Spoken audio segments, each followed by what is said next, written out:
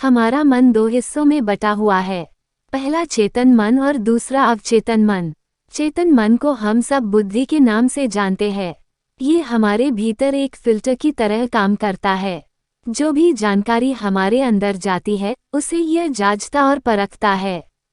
चेतन मन के पास तर्क करने की क्षमता है और यह सही और गलत के बीच चुनाव कर सकता है। परंतु अवचेतन मन ऐसा नहीं है, उसका कार्य अलग है। हमारा अवचेतन मन सही और गलत के बीच चुनाव नहीं कर सकता है। जो भी जानकारी चेतन मन सही मानकर अवचेतन मन में भेज देता है वह उसका विरोध नहीं करता है, चाहे वह जानकारी गलत ही क्यों न हो। एक उदाहरण देकर समझाता हूँ। मान लीजिए कोई व्यक्ति आपको कमजोर कहता है, मगर आप कमजोर नहीं है, तो आपका चेतन मन उस व्यक्ति की बातों का विरोध करेगा। मगर जब वो व्यक्ति उसी बात को आपसे बार बार कहेगा और उसी के साथ ही अन्य लोग भी उसी बात को बार बार कहेंगे, तो आपका चेतन मन इस बात को सच मान लेगा और आपके अवचेतन मन में भेज देगा। और अवचेतन मन का काम है जो बात उसके भीतर चली गई है उसे सच साबित करना। इसका सबसे बड़ा उदाहरण है, जब हम छोटे हुआ करते थे उस समय हमारे भीतर बहुत आत्मविश्वास था।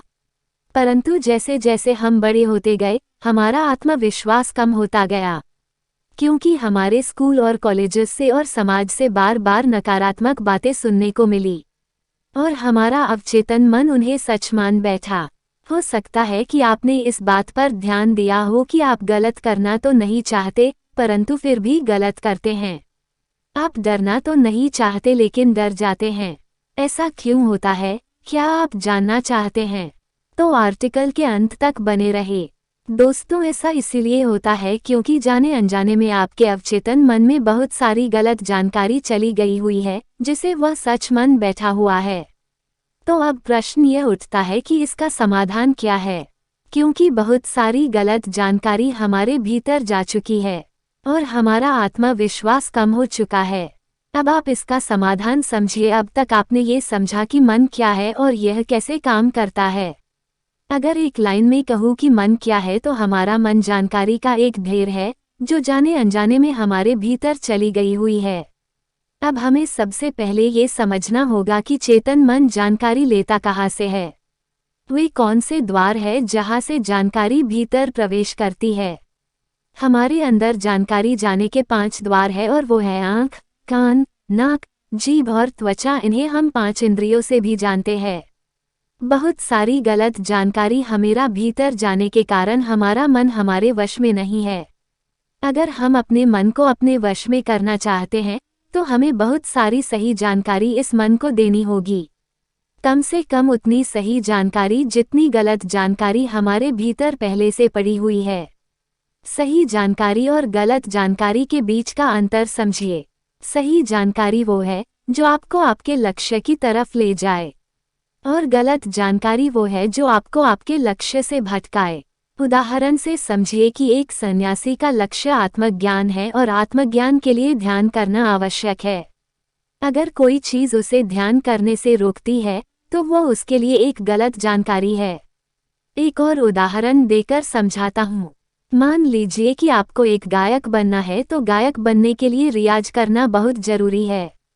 अगर कोई चीज़ आपको रियाज करने से रोक रही है तो वह आपके लिए एक गलत जानकारी है। तो अपने मन को कंट्रोल करने के लिए आपके पास एक लक्ष्य का होना बहुत जरूरी है, क्योंकि अगर आप अपने मन को कहीं पर जाने से रोक दोगे तो उसे कहीं पर तो भेजना भी तो पड़ेगा। अगर आपके पास लक्ष्य है तो आपको सबसे पहले क्या करना है ये ध्यान से समझ लीजिए। सबसे पहले इस चिंता को छोड़ दीजिए कि कितनी गलत जानकारी आपके भीतर जा चुकी है। आपको बस इतना करना है कि आपके 5 द्वारों पर यानी कि जहाँ से जानकारी भीतर प्रवेश करती हैं वहाँ पर जागरूकता का पहरा लगा देना है। कोई भी जानकारी आपके भीतर अनजाने में प्रवेश ना करे। पहरा लगते ही आपको बैलेंस में जुट जाना है। अब आप ये सोच रहे होंगे कि बैलेंस किस चीज़ का? बैलेंस आपको नकारात्मकता और सकारात्मकता के बीच में करना है। नकारात्मकता आपके भीतर पहले से ही मौजूद है, अब बस आपको सकारात्मकता को भरनी है। आपको एक बात जान लेनी चाहिए कि सकारात्मकता नकारात्मकता को मिटा देती है। जिस प्रकार रोशनी अंधेरे को मिटा देती है, ये तो बस कहने की बात है कि आपको बैलेंस करना है। सच तो यह है कि जब आप अपने भीतर सकारात्मकता भरने लगेंगे तो आपके अंदर की नकारात्मकता उसी समय मिटने लग जाएगी। दोनों के बीच का बैलेंस होने का तो अवसर ही नहीं आएगा। यहाँ पर प्रश्न ये निर्माण होता है कि सकारात्मकता को कहाँ से लाए। तो इसके बहुत सारे तरीके हैं। पहला तरीका यह है कि आप अच्छे लोगों को संगत करिए और उन्हें ऑब्जर्व करके उनसे सीख सकते हैं। अब ये सही लोग आपके पास हो सकते हैं या नहीं भी। आप इंटरनेट, बुक्स और वीडियोस के द्वारा इनकी संगत कर सकते हैं। उदाहरण के लिए अगर आप बुद्ध की संगत करना चाहते हैं तो आप उनके ऊपर लिखी हुई किताबों को पढ़कर और ऑडियो टेप सुनकर उन्हें समझ सकते हैं। ध्यान रहे हमेशा ऐसी चीजें पढ़े, सुने और देखें जो आपकी लक्ष्य से जुड़ी हुई हो। जब आप लगातार अपने भीतर अपने लक्ष्य से जुड़ी अच्छी जानकारी भेजते हैं तो आपके अंदर की नकारात्मक जानकारी को धोकर साफ करती है।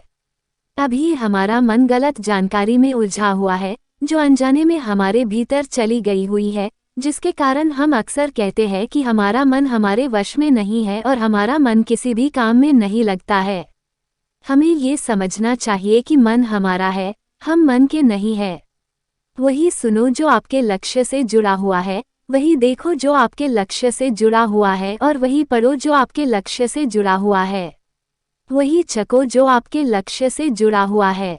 मैं आपको एक उदाहरण देकर समझाता हूँ। अगर आपका लक्ष्य खिलाड़ी बनना है तो आपको वही चीजें खानी चाहिए जो आपको खिलाड़ी बनाए। मन पर नियंत्रण रखने के लिए इंद्रियों पर संयम आवश्यक है और संयम के लिए अनुशासन आवश्यक है और अनुशासन के लिए एक सही निर्णय आवश्यक है जो आपको अभी लेना। Hi,